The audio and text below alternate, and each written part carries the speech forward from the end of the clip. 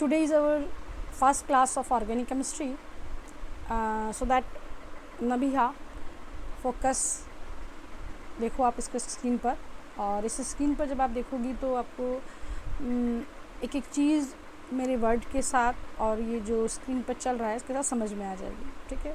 सबसे पहली चीज़ study of elements, compounds and matter, यही क्या है? केमिस्ट्री है. और वैसे भी केमिस्ट्री के बारे में हम लोगों ने अब तक 11-12 लेवल, मतलब 9th लेवल तक जो 10 लेवल तक जो पढ़ रखा है वो हमें पता है कि जब भी हम एलिमेंट्स की बात कर रहे हैं, हम कंपाउंड्स की बात कर रहे हैं, कोई कैसे बना है, कैसा फॉर्म हुआ है, कैसे उसमें रिएक्शंस हो रही है, कैसा उसमें पार्टिकल्स मूवमेंट्स है, कितना अट्रैक्शन फोर्स है, कितनी विस्कोसिटी है, कितना सरफेस एरिया है, सरफेस टेंशन है, ये सारे जो कंसेप्ट हैं जब हम स्टडी कर रहे होते हैं पर्टिकुलर किसी कंपाउंड्स के रिगार्डिंग, देन वी आर मतलब तब हम जो हैं मूव कर गए हैं एक साइंस की उस ब्रांच में जो कि केमिस्ट्री कहलाती है. ठीक है. अब देखिए यहाँ केमिस्ट्री जो है उसकी ब्रांच स्टडी के बिहाफ पर इन अवेलेबल है हमारे, मतलब जैसे कोर्सेज के हिसाब से. जैसे अब आप जिसे कहना चाहिए कि 11th में, 12th में और बीएससी में जो पढ़ते हैं उसके अकॉर्डिंगली बस, वरना तो केमिस्ट्री की ब्रांचेस बहुत सारी हैं. बायो केमिस्ट्री भी होती है, एग्रीकल्चर भी होती है, बहुत सारी है. But according to the Indian जो हमारा सिलेबस है जिस पे हम कवर कर रहे हैं, हम उसे 3 फॉर्म में क्लासीफाई कर सकते हैं, जैसे इनऑर्गेनिक केमिस्ट्री, ऑर्गेनिक केमिस्ट्री और फिज़िकल केमिस्ट्री.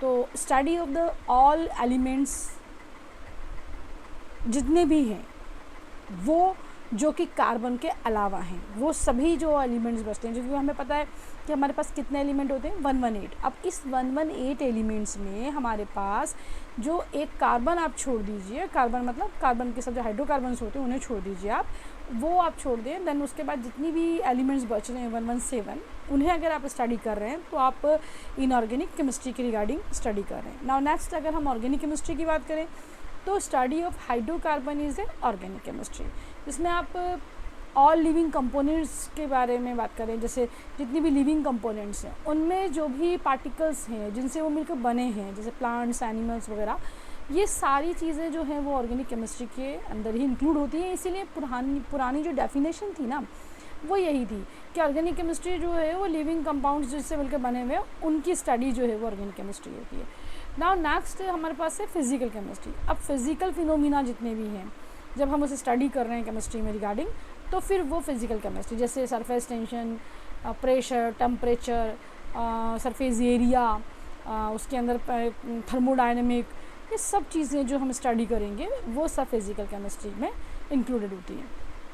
अब हमारे पास नेक्स्ट जो हमारे पास टॉपिक आता है कि देखिए कोई भी केमिस्ट्री है, कोई भी ब्रांच है, उस सबका एक पर्टिकुलर एक लीडर होता है, या हम ये कहते हैं कि वो जिसने उसे सबसे पहले स्टार्टअप दिया या उस पर बहुत पहले एक अलग से उसने ब्रांच उसकी डेवलप कर पाया या उस पर काम करके वो फर्स्ट मेन बन गया, वो वही कहलाता है, आपके फादर कहलाता है. So that father of chemistry जो है वो एंटोनी लवेशियर से. एंटोनी लवेशियर जो थे वो फ्रांस के थे. नाउ उसके बाद ऑर्गेनिक केमिस्ट्री जो है वो आपके फ्रेडरिच वॉलर हैं. उसके बाद आपके पास जो इनऑर्गेनिक केमिस्ट्री के जो फादर हैं वो वर्नर हैं, और father of the physical chemistry जो है वो आपके पास ओसवाल्ड हैं. अब यहाँ आपको देखना ये है कि कुछ और केमिस्ट्रीज है, मॉडर्न एनालिटिकल केमिस्ट्री, उनके एग्जैक्ट्स कॉटऑफ्स हैं. Father of the Indian chemistry के जो हैं वो ज़्यादा इम्पोर्टेंट हैं, आपके पीसी राय जिन्हें बोलते हैं, आपके प्रफुल्ल चंद्र राय, ये आपके इंडियन केमिस्ट्री के हैं. तो यहाँ हमें थोड़ा सा एक जैसे कहना चाहिए कि ध्यान रखना पड़ता है कि इन केस ऑफ दैट अगर आप कभी थ्योरी का यूज़ कर रहे हैं तो आपको ये सब चीज़ें पता होनी चाहिए. वैसे ऑब्जेक्टिव के रिगार्डिंग ये क्वेश्चंस कभी बहुत टाइम पहले सन 90s वाली सीरीज़ में पूछे जाते थे कि भाई फादर, बट ये एक जनरल नॉलेज है, एक ऐसी जिसमें आपको पता होना चाहिए कि आप जिस ब्रांच को स्टडी कर रहे हैं उसके फादर कौन है, सो दैट ये हमारे लिए इस रिगार्डिंग इम्पॉर्टेंट है. नाउ नेक्स्ट हम यहाँ पर देखते हैं कि concept of atom, molecules, compound and mixture. ये बहुत लोअर कंसेप्ट है, जिसे आप 9th से पढ़ के आए हैं, बट ये आपको पता होना चाहिए. देखिए अगर मैं कहूँ कि एक ग्रुप ऑफ एटम को मैं एक साथ प्रोनाउंस करना चाहती हूँ, कोई सी भी एक तरह का एटम है उसे मैं एक साथ बोलना चाहती हूँ, दुनिया के सारे आयरन को मैं एक साथ बोलना चाहती हूँ, तो मैं कह रही हूँ आयरन एलिमेंट. मतलब एलिमेंट जो है वो एक ग्रुप ऑफ एटम्स है और एटम अपने आप में क्या है, उन्हीं ग्रुप्स में से एक पर्टिकुलर आपने उठा लिया पार्टिकल्स, वो आपके क्या कहलाएगा, एटम्स। कोई भी दो तरह के सेम एटम्स मिल रहे हैं तो वो क्या बना लेते हैं, मॉलिक्यूल्स। देन अगर उसमें कोई डिफरेंट तरह का कोई मिल गया एलिमेंट्स या एटम जिसे हम कर रहे हैं, वो कहलाएगा आपके कंपाउंड्स। देन इसका मतलब ये हुआ कि जैसे हम इसे एग्जाम्पल के फॉर्म में देखें, एक हाइड्रोजन और एक हाइड्रोजन दोनों मिले H2 बनाया। H2 is a molecule, but इसमें आपने जैसे ही ऑक्सीजन मिला दिया तो H2O बन गया, तो ये क्या हो गया, आपका कंपाउंड हो गया। अब देखो बेटा, इसके बाद हम लोगों को एलिमेंट्स का अरेंजमेंट आना चाहिए, बिकॉज 118 एलिमेंट्स हैं और हमारे पास पीरियोडिक टेबल जो है वो हमें बिल्कुल ऐसे याद होनी चाहिए कि हमें उठा के नींद में भी कोई पूछे कि ये एलिमेंट जो है वो किस प्लेस पर, कौन से पीरियड में, कौन से ग्रुप में है, तो वो हमें पता होना चाहिए। और बिना पीरियोडिक टेबल को लर्न किए अगर आप ये सोचते हो कि आप केमिस्ट्री में मास्टरी कर सकते हो या केमिस्ट्री में अच्छे से नंबर ला सकते हो या आप हमेशा 100% में कर सकते हो, तो इट्स इम्पॉसिबल। वो धक्के मारी वाली बात अलग होती है, बट सच्चाई यही है कि अगर आप केमिस्ट्री सब्जेक्ट पढ़ रहे हैं तो वो सेम ऐसा ही है जैसे अगर आपसे कहा जाए कि आपको इंग्लिश पढ़नी है बट आपको अल्फ़ाबेट याद होने चाहिए, तो कितनी ज़रूरी है। विदाउट अल्फ़ाबेट्स आप जिसे कहना चाहिए कवर ही नहीं कर सकते ना कोई भी लैंग्वेज। सिमिलरली केमिस्ट्री भी अगर आपको कवर करनी है तो सबसे पहला जो जिसे कहना चाहिए ना कि कमांड आपका होना चाहिए वो पीरियोडिक टेबल पर होना चाहिए। पीरियोडिक टेबल क्या है, द अरेंजमेंट ऑफ एलिमेंट, मतलब एलिमेंट्स का जो अरेंजमेंट है वो पीरियोडिक टेबल है। नाउ नेक्स्ट हम इसमें देखें कि बेसिकली अब पीरियोडिक टेबल है, अब इसे हम ऐसे समझेंगे ना एलिमेंट्स के रिगार्डिंग, तो वो थोड़ा सा हमारे लिए जिसे कहना चाहिए कि एक तरह से ऐसा है कि दिमाग पर प्रेशर डाल के हम पढ़ेंगे उसे। अगर हम इसे खेल में समझें, अच्छे लाइटली फॉर्म में समझें, तो हम ये मान लेते हैं कि देखो 118 जो हैं वो स्टूडेंट हैं, उनके लिए आपको एक हॉस्टल बनाना है, ठीक है। उसमें एक कैटेगरी ऐसी है जो कि आपके बहुत स्टैंडर्ड है और वो आपको बहुत ज़्यादा अच्छा रूम पे कर सकते हैं जिनके अंदर AC वगैरह लगा हुआ है, क्लियर। फिर एक कैटेगरी ऐसी है जो कूलर से काम चला लेंगी, ठीक है, डक्टिंग वगैरह जैसा। और एक ऐसी है जिनके लिए पंखे भी काफ़ी हैं, मतलब उनको स्टैंडर्ड आप थोड़ा थर्ड वाले फॉर्म में रख रहे हैं। और एक कैटेगरी ऐसी है जिन्हें आपने admission he free of cost दिया है और अब उन लोगों के लिए भी रहने की, चूँकि आपको मतलब हॉस्टल में कुछ बच्चे ऐसे भी रखने हैं जो इकोनॉमिकली वीकर हों, तो आप उनको उस कैटेगरी में रखेंगे। तो इसका मतलब हमारे पास 4 कैटेगरी हुई।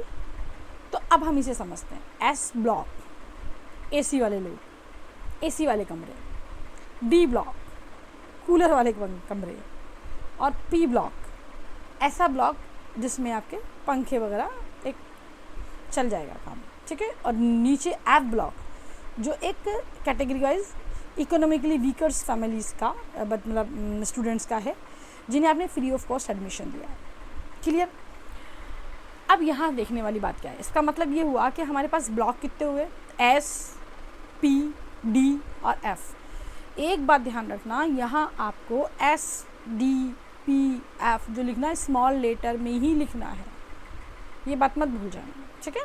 तो ये आपको ध्यान रखना है, ऐसा नहीं कि कैपिटल S लिख दिया, स्मॉल S ही है ये।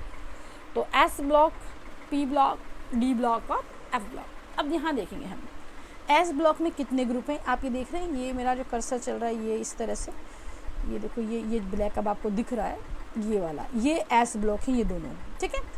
ये बीच वाला जो है ये D ब्लॉक है और ये वाला क्या है, P ब्लॉक है। अब यहाँ देखो फर्स्ट A और 1, तो इस वाली पूरी लाइन जो जा रही है आपकी ये लिखी जिससे क्या बता ये आपका कहलाता है।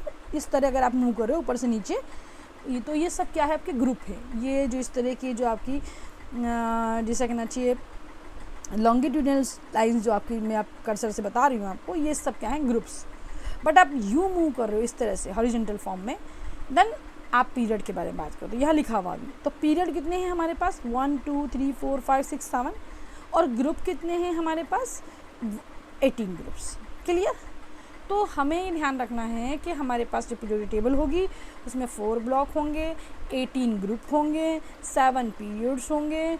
फर्स्ट को फर्स्ट डे, सेकंड को सेकंड डे, थर्ड को थर्ड बी, ये ध्यान रखना है। ये fourth B, fifth B, sixth B, seventh B और ये 8 9 10 को हम रोमन में 8th बोलते हैं।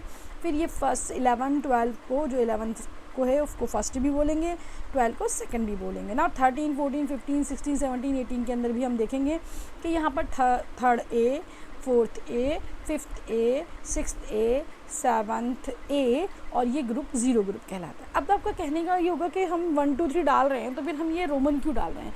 तो देखिए पीरियोडिक टेबल जो डेवलप की गई थी उसके कई जैसे कहना चाहिए स्टेप्स हैं।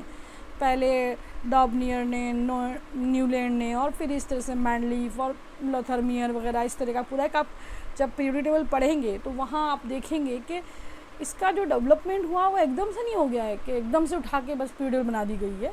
धीरे धीरे कुछ मॉडिफिकेशन हुए, कुछ चेंजेस हुए, फिर कुछ डिस्कवरीज हुई, दैन उसके हिसाब से ये अरेंज हुआ है। तो एक मैंडलीफ साइंटिस्ट थे, उनकी जो पीरियड टेबल है वो काफ़ी मतलब डेवलप थी। हम ये मान लें कि जो मॉडर्न पीरियड टेबल से जस्ट पहले जो सबसे बेस्ट पीरियड टेबल थी वो किसकी थी? मैंडलीफ की। तो मैंडलीफ की पीरियड टेबल के अंदर जो ग्रुप आज हमारे पास नंबरिंग में है 15 16 17 18 वगैरह, तो वो पहले ना रोमन में थे, उन्होंने रोमन में दिए थे। तो वहाँ हम पीरियड टेबल जब पढ़ेंगे तो वहाँ जब बहुत इस तरह का डेवलपमेंट पढ़ेंगे तब आपको मैं वहाँ बताऊँगी कि कैसे वो दिए गए। तो फ़िलहाल हमें बस जब पीरियड टेबल याद करेंगे तो हम ये ध्यान रखेंगे कि मैंडलीफ के रोमन नंबर भी हमें अपनी पीरियड टेबल के साथ मैच करते हुए चलना है। तो इससे हमें बहुत से बेनिफिट होंगे जो हम आगे देखेंगे। अलग से हम इसे अलग याद नहीं करेंगे, ताकि कल को हमसे कोई सवाल पूछता है ऑब्जेक्टिव्स में कि अगर 15A जो है, सॉरी 5th A जो है वो कौन सा मतलब मॉडर्न पीरियड टेबल में है, तो आपको पता होना चाहिए कि वो 15 वाला, ये देखा ना 15 वाला, ये वाला, ठीक है। इसी तरह से एफ ब्लॉक के अंदर ये जो फर्स्ट सीरीज़ होती है ये लेंथेनॉइड सीरीज़ होती है, और ये जो होती है नीचे वाली एक्टिनॉइड सीरीज़ होती है। इसके बिहाफ पे देखें तो एस ब्लॉक में कितने ग्रुप हुए बेटा? 2 ग्रुप। डी ब्लॉक में कितने हुए? 3 से लेके 12 तक जा रहे हो, मतलब 10 ग्रुप्स। इधर पी ब्लॉक के अंदर कितने हो गए? 6 ग्रुप हो गए। और अगर इसमें देखें एफ ब्लॉक में तो हमारे पास इस तरह 14 बनते हैं। तो लैंथेनॉइड में भी 14 और एक्टिनॉइड में भी 14, मतलब टोटल एफ ब्लॉक में कितना एलिमेंट हो गए? 28। सिमिलरली यहाँ देखोगे तो कितना एलिमेंट्स आ रहे हैं इसके अंदर? आप देख रहे हैं इसके अंदर 14 आने चाहिए, मतलब 13 आ जाते हैं इसमें। 12 तो ये होते हैं, 13 आ जाते हैं। इसी तरह से यहाँ देखोगे तो ये 40 आ जाते हैं, 40, और इधर जो होते हैं वो 36 आ जाते हैं, ठीक है। थोड़ा सा ये चीज़ हमें ध्यान रखनी है। तो अब हमारे पास पीरियड टेबल का जो एक जिससे कहना चाहिए कि स्ट्रक्चर फॉर्म है वो क्लियर हो गया, जो आपके सामने है। अब इनमें एलिमेंट कैसे भरना है, इनमें नंबर कैसे भरना है, ये भी एक जिससे कहना चाहिए कि स्टडी का पॉइंट है कि हमें ये पता होना चाहिए कि जब हम ये पूरा एरिया बना लें तो फिर हमें नंबरिंग इसमें कैसे करनी है। पहली चीज़ तो ये ध्यान रखें, जो नंबर हम इसमें भर रहे हैं, ये वाले जो अंदर भरे गए हैं, इनमें जैसे हम कहते हैं रूम नंबर हमने दिए हैं, क्योंकि हम हॉस्टल बना रहे हैं तो अब रूम नंबर देने पड़ेंगे ना आपको। तो वो नंबर जो दिए गए हैं ना वो किस बिहाफ पे दिए गए। तो ये जो नंबर है ये क्या है? ये एटॉमिक नंबर है बेटा। क्या है? एटॉमिक नंबर, मतलब नंबर ऑफ इलेक्ट्रॉन। तो नंबर ऑफ इलेक्ट्रॉन जो हैं ये आपके क्या हैं, इसमें पीरियड टेबल में नंबरिंग में शो हो रहे हैं। जैसे मैंने यहाँ कोई एलिमेंट उठाया और इसका 15 नंबर आ रहा है, इसका मतलब इस वाले एलिमेंट के पास 15 क्या है? इलेक्ट्रॉन है। ऐसे ही बस ये ध्यान रखना है आपको। तो ये पीरियड टेबल जो है मॉडर्न वाली वो किस बेस पर है? एटॉमिक नंबर के बेस पर है, ठीक है। तो इसके बाद हम जो नेक्स्ट क्लास रन करेंगे उसमें हम फिर इसका थोड़ा और आगे पढ़ेंगे। फ़िलहाल के लिए क्लास बहुत लंबी ना हो, अपलोड ढंग से हो जाए, तो हम इतना ही देखते हैं, ठीक है। ये कैसे होती है सब मैं आपको फिर आगे नेक्स्ट क्लास में बताऊँगी, ठीक है बेटा। नाउ इसको एक बार रिकॉल कर लेना, रफली बना लेना और अच्छे से प्रैक्टिस कर लेना, क्योंकि पीरियड टेबल बनानी आनी चाहिए, ठीक है।